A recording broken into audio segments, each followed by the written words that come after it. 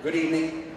My name is Larry Schechter. For those of you who don't know me, I'm the Chief Medical Officer here at Providence Regional Medical Center, Everett. And I'd like to welcome you to this new place of healing, of care, and of comfort. Welcome to those of you for whom this will be your workplace.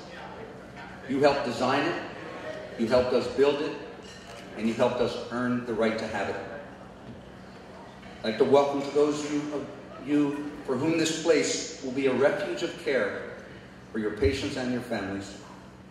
Know that we are dedicated, truly dedicated, to fulfill the promise that this amazing structure suggests. For those of you who have come to visit and celebrate with us, welcome to our home. You'll understand pretty quickly why I use that term. When you wander through this facility and see our staff, you'll understand why we call it home. And for those of you who have so graciously contributed your time, your encouragement, your extraordinarily generous financial support, welcome to the Marshall and Katherine Cymbaluk Tower.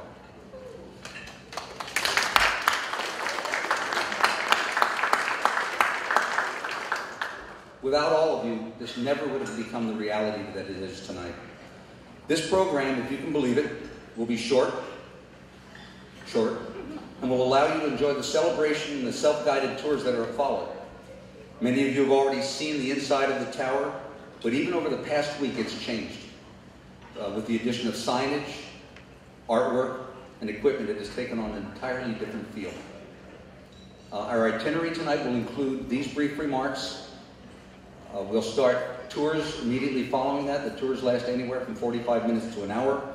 They are self-guided, but there will be people with those blue shirts and wonderful badges that say "Ask Me" to hand out maps to you and guide you along your way.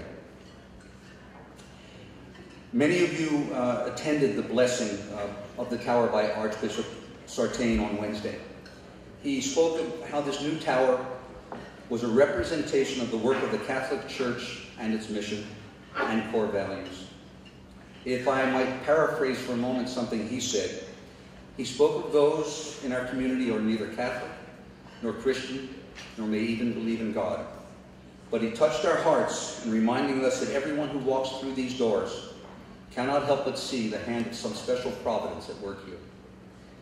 I'd like to introduce Tim Serban, our Vice President of Mission and Spiritual Care, to provide for us the invocation.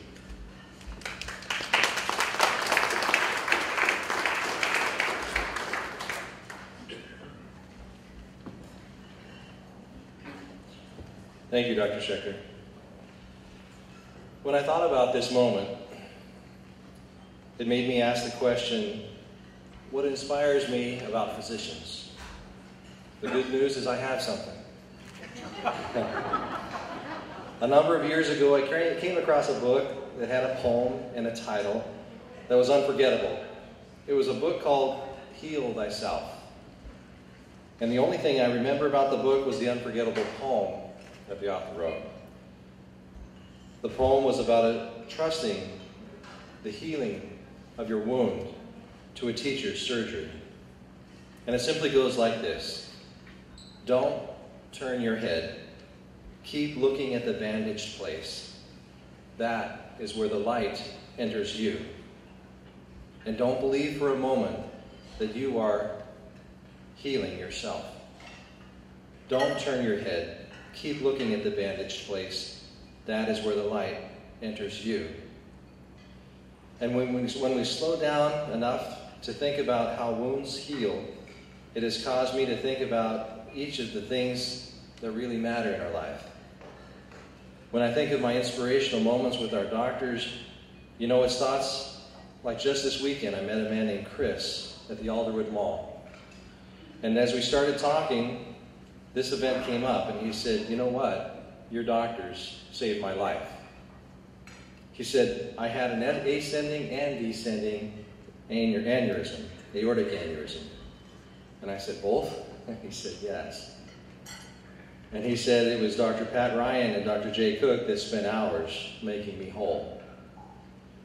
The way you practice medicine every day inspires me. In the way that you love what you do, whether it's the clinical trials, the chemical dependency, genetics, or general medicine.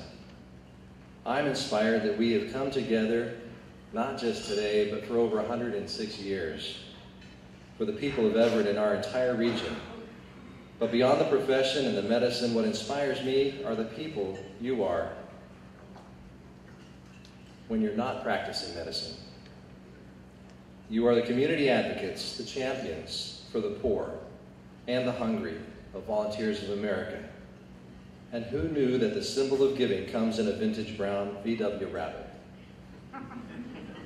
What inspires me are Doctors Jim and Bill Finley, how they complement each other with the grace and humility, each one honoring the other for their gifts.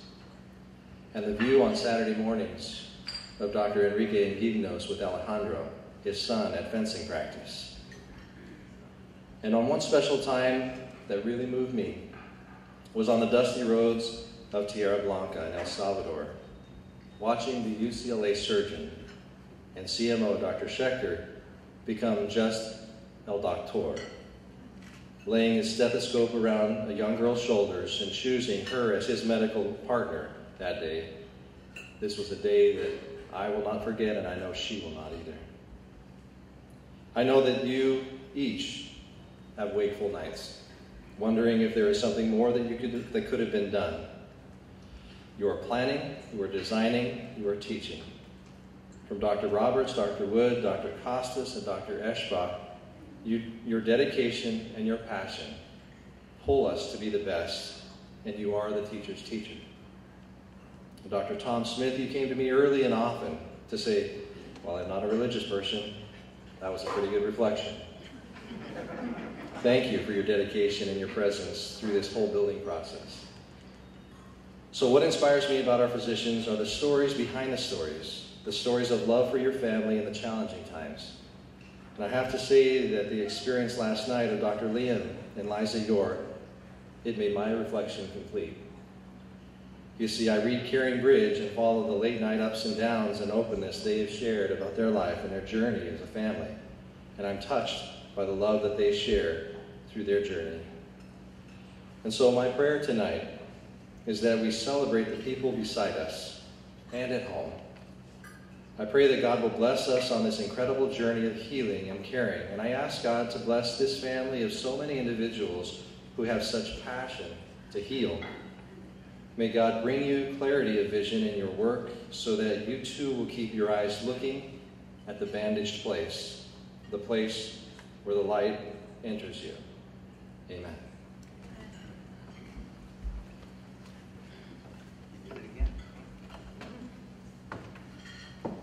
I'm going to go off script for a moment. Tim and I spent 10 days in El Salvador together, and he has this nasty habit of making me cry every time he speaks. He did it every day down there, twice a day, because we reflected, and he did it again tonight. He didn't bring out the hidden brick, though. No. I'd next like to ask thank you, you got promoted, Dave. Dave Brooks, our Chief Executive Officer of Providence Regional Medical Center, Everett, to say a few words. Dave has, for the past 7 years, not yet, been the guiding hand in this incredible process that has led us to what you see surrounding you. I cannot tell you from behind the scenes the courage involved in leading such an immense project. Dave did not have a lick of gray hair when we started. Now, take a look. But seriously, his leadership has been one of the driving forces and constants during these years. Dave Brooks.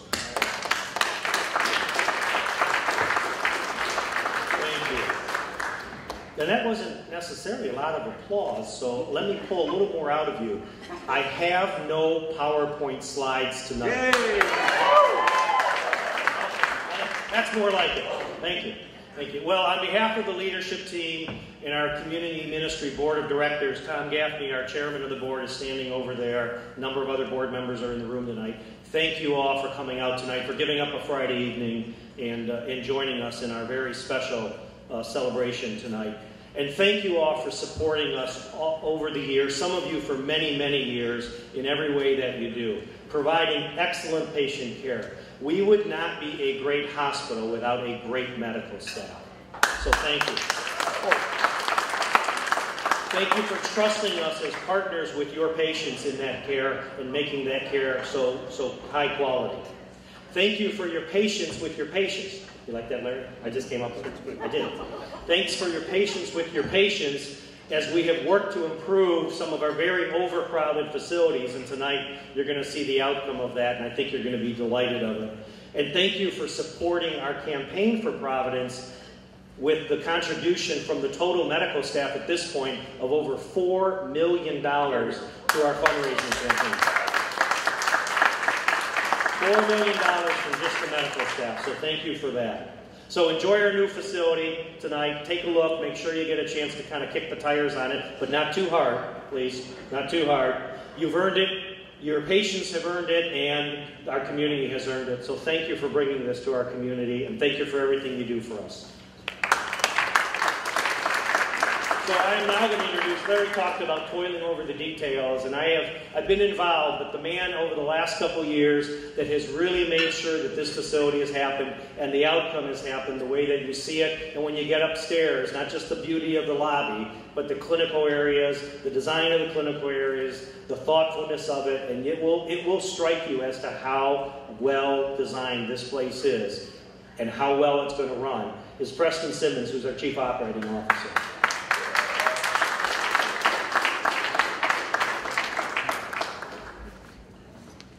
Thank you, Dave. Good evening and welcome. I've been asked to share a little about the tower tonight.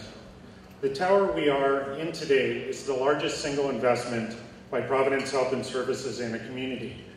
It is comprised of 12 stories and is approximately 700,000 square feet of space, with a total project cost of $460 million when all said and done. But as you'll see tonight on tour, Providence Regional Medical Center Everett is not like every other hospital.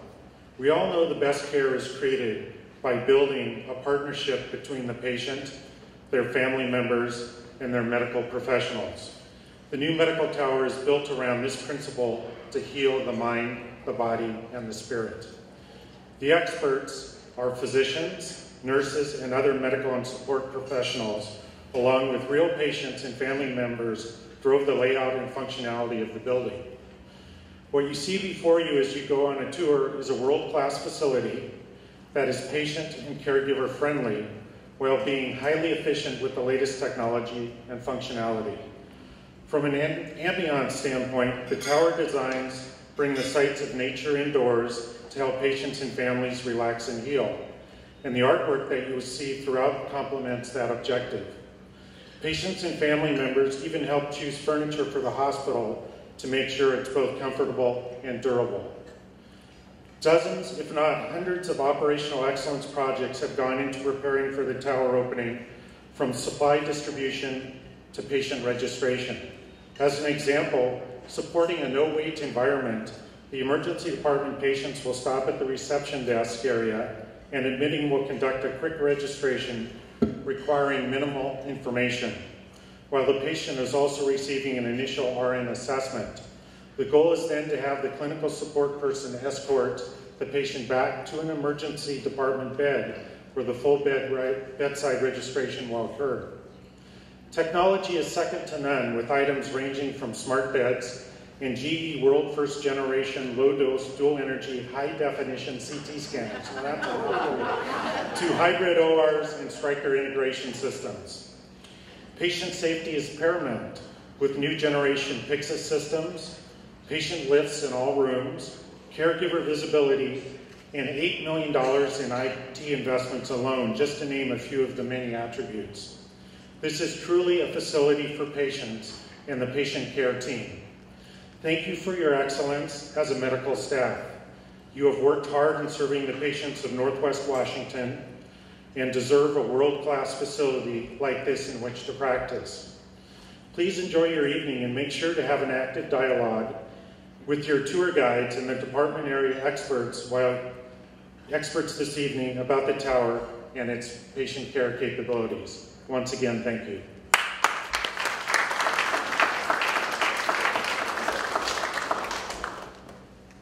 We're getting there. Not much longer. Throughout this project, the involvement of our physician leaders has been a source of knowledge and collaboration, which has been evident to you as you'll see it as you go on these tours. It'll be very, very evident to you. It would be hard to name all of those who have participated, but your elected medical staff presidents must stand at the forefront of that group. And by the way, again, off script, I've seen a number of them there, and holler, I missed somebody. I saw Pat Ryan in the back, Susan Rice, Kevin Clay was here, Mike Geyer. Did I miss anyone? Pardon me? Where are we? No, I'm getting to him. He's coming up in a moment.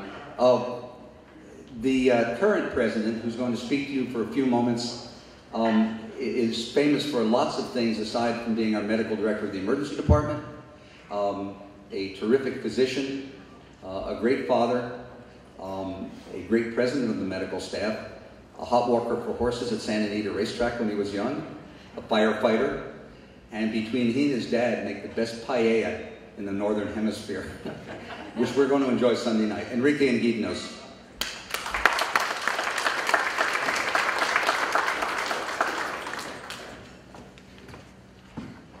Thanks, Larry.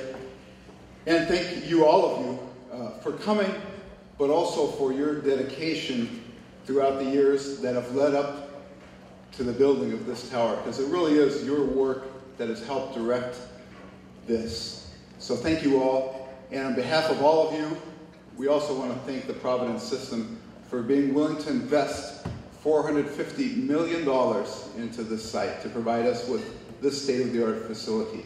The biggest single-site investment in the history of the Providence system. So thank you very much, Providence. Some would call it a gamble. Others might have hesitated. A lesser group, a lesser dedicated medical staff or system would have hesitated perhaps during the financial crisis of 2007. Do we continue with this or not? Or might have balked and not continued as healthcare delivery dollars have been scrutinized more and more.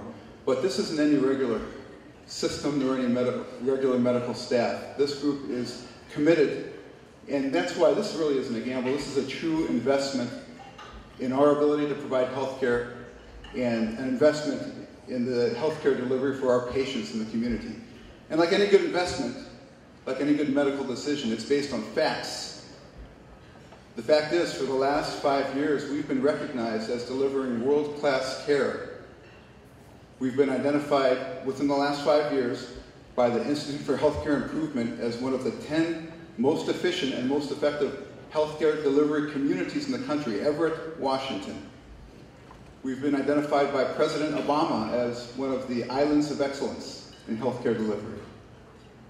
Our hospital system, our facility, our medical staff, during the last 5 years has received multiple national awards. The last 2 years, the only 2 years the award has existed, the Health Grades Emergency Excellence Award. During the same period of time, multiple awards for our cardiology services, our infectious disease care, our ICU intensive care, named the top 100 hospital in the country.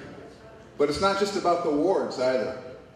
Our dedication to work together, oftentimes with different groups, different financial interests at stake, sometimes on opposite sides of the table, coming together to find solutions, like our cancer center, where we can work together to provide great care for the community. And it's not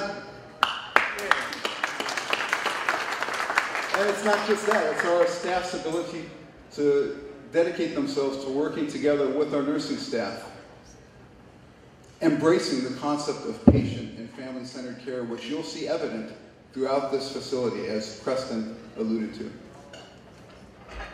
And with any good investment, there's a great payoff.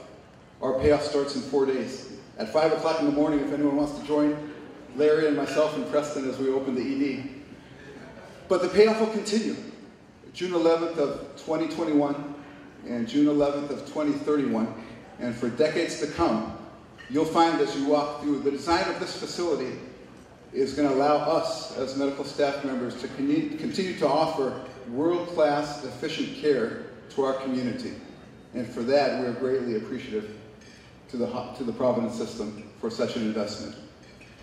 So please enjoy your tours today, enjoy the fruits of your efforts, and also, as Preston alluded to, please ask questions. We want you to leave here knowing every nook and cranny of the facility, so that when you go back to your offices, when you go back to work on Monday morning, you'll know what services you can provide and what services will be available to your patients at this great facility. Thank you.